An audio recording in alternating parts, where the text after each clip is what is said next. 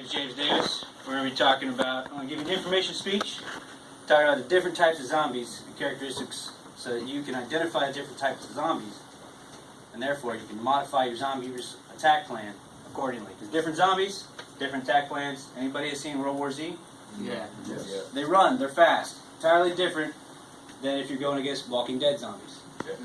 Very big difference, you got to plan ahead. Anybody know who George A. Romero is? I don't know, educate you. George A. Romero, Godfather of Zombies. 1968, Night of the Living Dead. That is the movie that solidified what we think of as the traditional zombie. And we're going to get into characteristics of that. George A. Romero said, a zombie film is not fun without a bunch of stupid people running around and observing how they fail to handle the situation. It's a direct quote from 1968. With this information, I'm going to teach you how not to be in a fun zombie movie. You're going to be a boring zombie movie because you're going to survive and you're going to wipe them out. Nobody's going to want to watch it because they're like, oh man, they did everything right. So that's what we're going to do. I'm going to get you schooled up. Traditional zombie, aka the Romero zombie. This is the 1990 remake of Night of the Living Dead. Very awesome. You can find it on Hulu, whatever. I highly recommend it. Traditional zombie, you can see right here, she's standing right next to it. They are slow moving. They can infect with bites, scratches. Depends on which one you go with, but not normally bodily fluid. Bites, scratches, it's all centered there. Center, the cerebral cortex in the front, it's gone. All they think about is eating and killing. They are technically dead. They're not alive. That's why they can survive underwater, all kinds of stuff like that. Very slow moving. If they get you, it's a slow turn rate. You can be bit and be alive for a few hours before you turn. A lot of people don't understand it. I don't know why. Apparently nobody in any zombie movie has ever seen a zombie movie. Or whatever. Moving on. The Resident Evil zombie. Everybody seen Resident Evil, right? Yes. My girl Mila holding it down. The Resident Evil zombie, as you can see right here, is that a laser? It does. The what? The middle. Middle? Okay.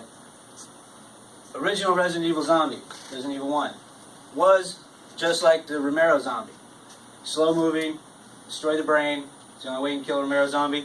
Started off the only way you can kill, or it still is for the most part, a way to kill a Resident Evil zombie. Resident Evil zombie has gone through several mutations. Here, I think that was number 3. This is number 1, and through all the other ones. This was also in number 1 at the end, came into number 2, where they were in a church, going around. They've gone through different mutations, became their own species. And they had several different subspecies. You don't see this one in the movies, that's from the game. Some of them can fly. They've become fast zombies through all the different mutations.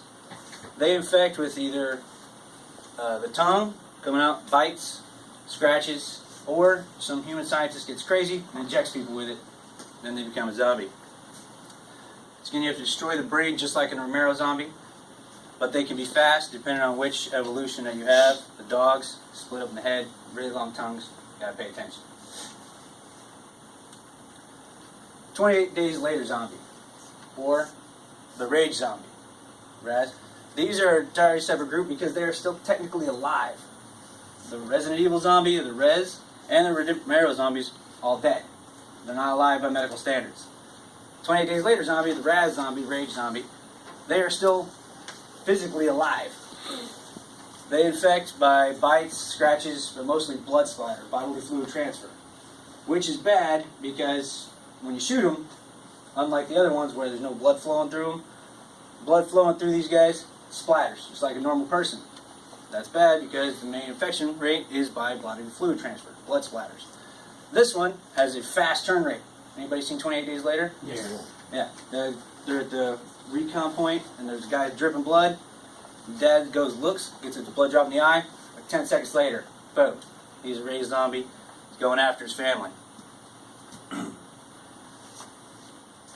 We've talked about the traditional zombie, aka the Romero zombie. We talked about the Resident Evil zombie and how it started out as a traditional Romero zombie. Went through different mutations because science likes to mess with everything. Then we have the Rage zombie. What's the difference between the Rage zombie and the other ones? They're alive. They're technically alive and they're fast. The Resident Evil zombie is both fast and slow depending on the generation. And then an example of the Romero zombie, Walking Dead. Resident Evil zombie, you can see the evolution throughout all the different movie series. I don't know what that is, but it's in my way. And 28 days later zombie, we see that in 28 days later and 28 weeks later. Is the wrong way. So, now, when you find out whatever zombie you have, you're going to go through, say, okay, I know what type of zombie that is. Modify your zombie response plan accordingly. You're going to go out there and you're going to survive that zombie apocalypse. You guys got any questions? No? Remember one final thing. Mila will save us all. My girl Mila's going to hold it down. All right, go ahead and cut.